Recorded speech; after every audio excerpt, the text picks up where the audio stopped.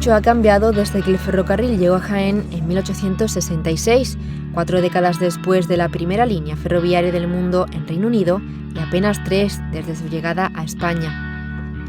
MZA, Ferrocarriles a Madrid, Zaragoza y Alicante, fue la compañía que unió nuestra provincia al resto de España, construyendo la vía al paso por Jaén por razones orográficas, pues se consideró que Despeñaperros era la zona más factible para atravesar Sierra Morena. Aún así, se hizo necesaria la construcción de 13 viaductos y 10 túneles para salvaguardar apenas 40 kilómetros en Despeñaperros, lo que permitiría acabar el trazado que unía Madrid y Sevilla. En total, la provincia fue recorrida por más de 100 kilómetros de carriles de hierro, dando servicio a Vilches, Linares, Mengíbar, Andújar y algunas localidades más a través del Valle del Guadalquivir. El tren fue el desarrollo vital o la locomotora, como se dice muchas veces, económica del país.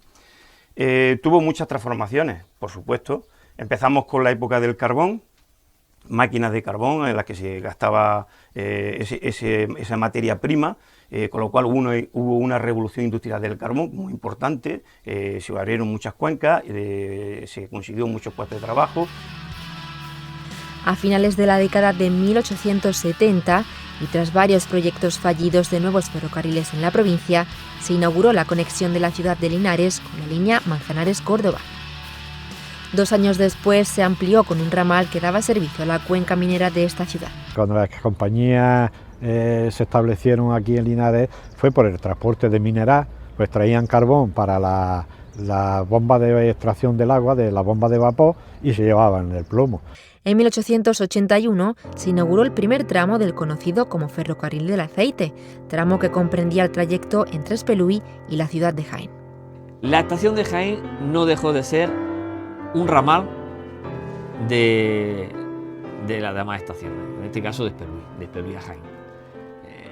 Si Jaén se hubiera convertido en una estación de paso de trenes importante, como era de Espelúi, entonces a lo mejor Jaén hubiera sido algo diferente. Pero como no fue así, se convirtió en eso, en un simple ramal que iba recogiendo las migas que los demás le dejaban. Esta línea sufrió distintos avatares, porque el señor Loring, 2 años después de tener la concesión, tuvo que echarse en manos de una llamada Compañía Andaluza de Ferrocarriles, que fue la que al final terminó la obra y puso en marcha el tendido. Entonces las obras tuvieron muchos parones, muchos periodos en los que no había economía suficiente para terminar la línea, y en el 93, concretamente el 22 de enero del 93, es cuando se inaugura una parte de la línea que afecta a Marto, que es la línea Cabra-Jaén. Se habían inaugurado un tramo primero, de Linares acercándose a Espelúi, y otro tramo de 32 kilómetros desde Cabra, desde el final del Campo Real, que era la estación final, a Cabra. Pero esta zona intermedia, que era la que en realidad tendría que ser el motivo por su riqueza aceitera, fue la última en inaugurarse, y fue concretamente el 22 de enero de 1893. En esta línea donde lo que destaca bastante es la existencia de apartaderos, no solo de estaciones, sino también apartaderos. Es decir, en ese caso la línea de andaluces proporcionaba a empresarios que tenían algún negocio, alguna instalación cercana, la salida de sus productos a través de la construcción de apartaderos. Entonces en esta línea es la línea que más apartaderos existen de la zona. Y destacar de las estaciones, pues la de Marto fue una estación muy importante, Torre Don Jimeno, Torre del Campo también. Pero no fue hasta 1896 cuando se prestó servicio de forma continuada entre Linares y Campo Real, debido a los problemas causados por el terreno arcilloso en la mayor parte del recorrido. La línea, con algo más de 100 kilómetros en la provincia, recorría las localidades jienenses de Linares, Bailén, Espelúi, Torre del Campo, Torre Don Jimeno, Martos y Alcaudete.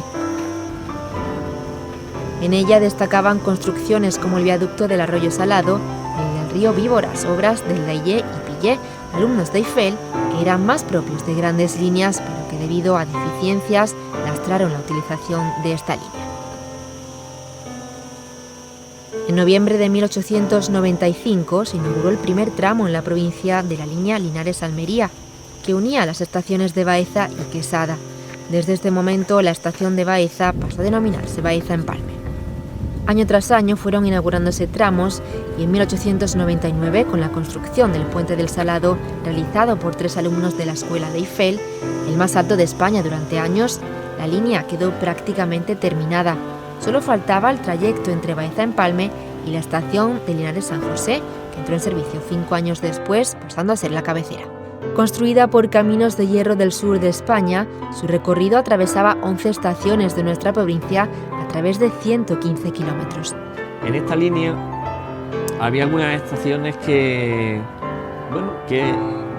eran necesarias quizás para el devenir de los pueblos, para dar salida a sus productos. En Cabra de Santo Cristo, por ejemplo, la de Jódar.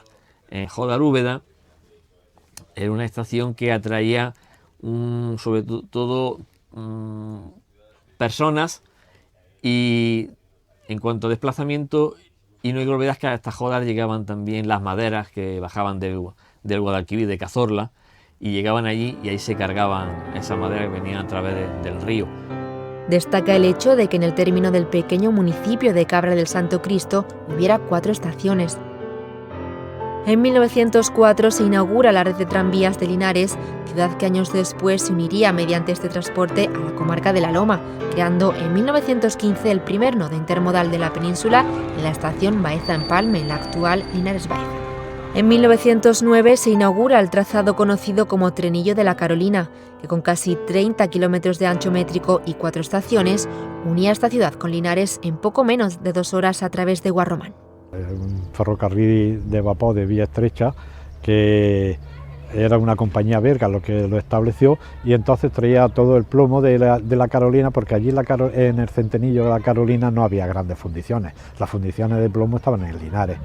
Existían más de una línea privada que habían aprovechado el auge de este sector, y entre ellas destaca el ferrocarril de vía estrechísima de tan solo 480 milímetros de la mina de Arrayanes, en comparación del ancho ibérico de 1.668 milímetros que se construía en el resto de España, y el ferrocarril y los cables de la mina del Centenillo, con un teleférico de 12,5 kilómetros. 1915 es el año del proyecto de la monumental Estación de Madrid en Linares. Finalizada 10 años después, pasó a sustituir a la estación de Linares construida en 1876.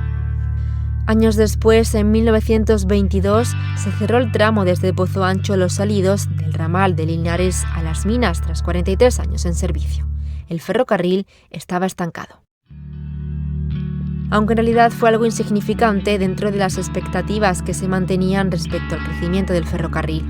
En 1924, con la aprobación del Plan Guadalhorce, se propuso como línea de urgente construcción la línea Baeza-Empalme-Utiel, un tramo del macroproyecto Jerez de la Frontera Saint-Girons, en Francia.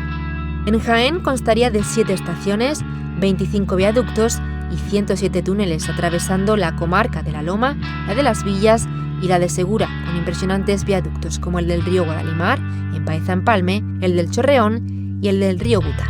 También en estos años se proyectó el ferrocarril de Marmolejo a Puerto Llano, con 119 kilómetros que empezarían a construirse 3 años después por ambos lados a la vez. Se reanudaron también las obras en la provincia y a buen ritmo del ferrocarril de la Carolina a Puerto Llano. Este impulso fue notorio teniendo en cuenta la situación que se cernía sobre todo el país con la dictadura de Primo de Rivera, los problemas en Marruecos o la dicta blanda del general Belenguer, entre otros. Todo empezó a consolidarse.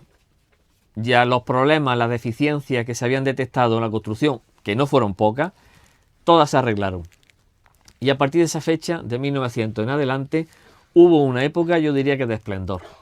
De forma que ya, proporcionalmente, las personas iban utilizándolo como medio de transporte, ya no salían como al principio a la estación a ver la novedad, era como se había incorporado ya a la vida diaria de los municipios, y las empresas que poco a poco iban constituyéndose veían una forma de salida de sus productos cada vez más importante y más barata, que también hay que tenerlo en cuenta, a través del ferrocarril. El ferrocarril había puesto a Jaén en el mapa nacional a escalas antes impensables. con más de 320 kilómetros de líneas estatales, además de las privadas. El ferrocarril había llegado a Jaén para quedarse.